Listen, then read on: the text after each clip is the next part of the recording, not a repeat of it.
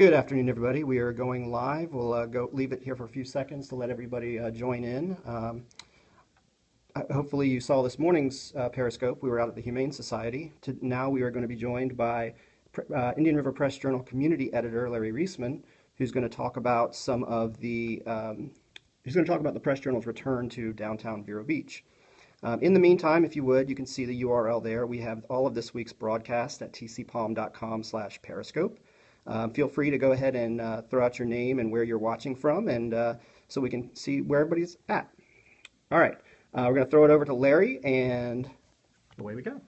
Hey Chris, how you doing? Hi, how are you? Good, thanks. Thanks for joining us. Yeah, thanks everybody out there for joining us. And you're sitting in the boardroom of the Press Journal up in Vero Beach. It's another beautiful day up here. The rain has stopped and the sun may be coming out soon. But the cool thing about it is from this building, you can see the key intersection in downtown Vero Beach, which is 14th Avenue and 21st Street. And if you want to come over here and look out the window, you can see kind of the view from our offices, which is right. This is one thing, but you can see the fountain over to the left there.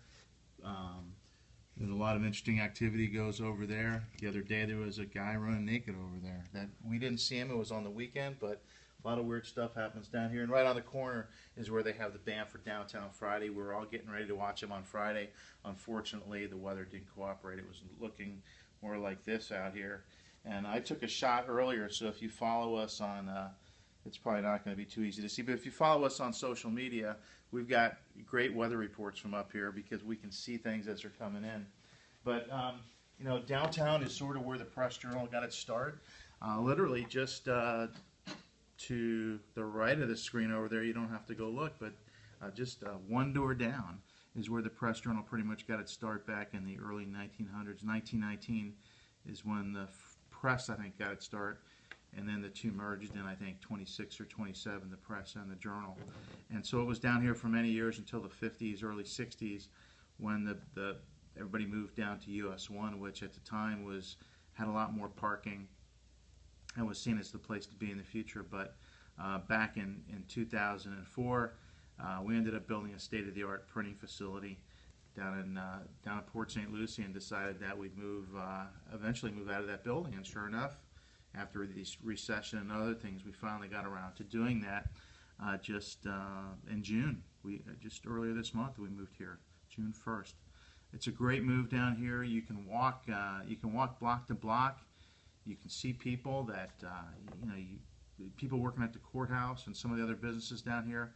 You can really learn a lot about the community by being right involved in it. US 1 is sort of out of town. Many of the other strip malls, they're just kind of out of the way. But right here, you're in the heart of what's going on in this revitalized downtown. Tons of new restaurants here, studios, stores, other things to do. The restaurants are probably my favorite part. But anyway, when we go out to have lunch, you go walk down the street to park your car, because it's not easy to park out front here all the time. We try to reserve those spaces for customers, so if you're coming by, hopefully we've got some spaces for you open. But if we're walking down the street to the courthouse parking garage, for example, we run into people, and we find out what's really going on. And we'll go to one of the restaurants down here on this block, and sure enough, you get tips about you get tips about all sorts of things. So it's really cool just being around people. Talk about some of your roots in the area and what your experiences here. Yeah, I came here 30 years ago, and I worked literally across the street at the courthouse. We had an office on US 1, and I covered the courts, was there quite a bit, and spent a lot of time there. So it's neat for me to come back to see what's going on downtown. A lot more active than it used to be. I covered courts for several years here, and then I got into various editing jobs at the Press Journal. Was the editor of the paper for 11 years, and then went down to Stewart for a little bit and was the first editorial page editor for Scripps Treasure Coast newspapers.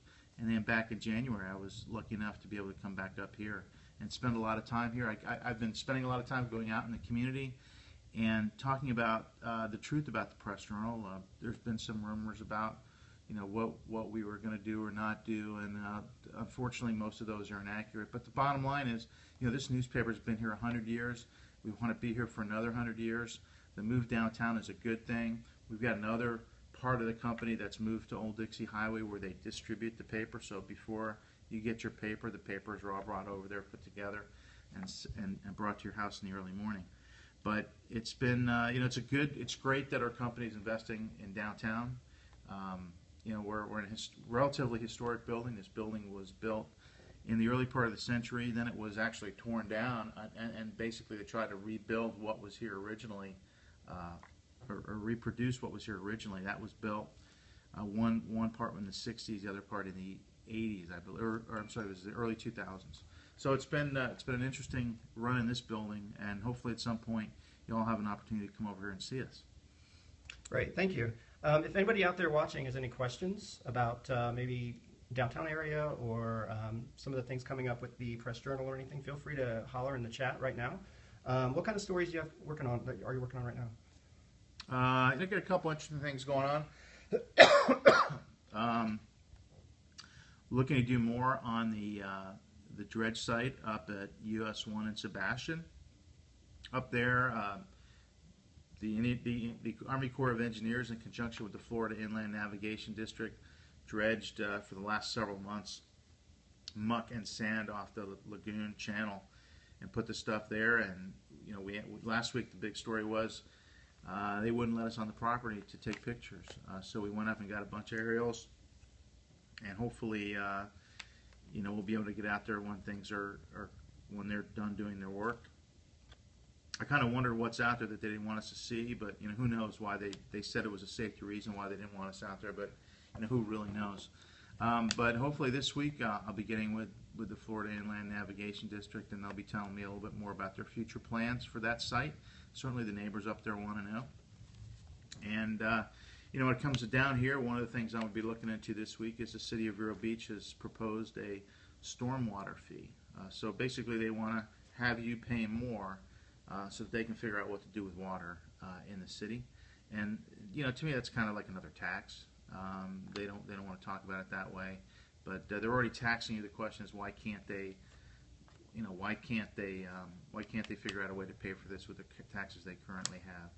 So those are just a couple of things we've been working on this week, Chris.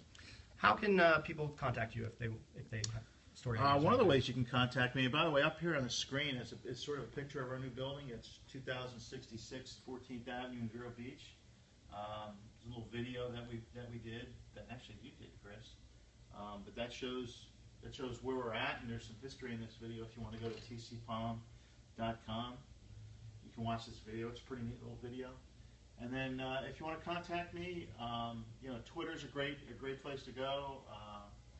You've got my at Lawrence Reisman is my Twitter handle, so you can contact me there, or you can contact me by phone 772-978-2223, 772-978-2223, and my email address is larry.reisman, R-E-I-S-M-A-N @tcpalm.com, larry.reisman@tcpalm.com.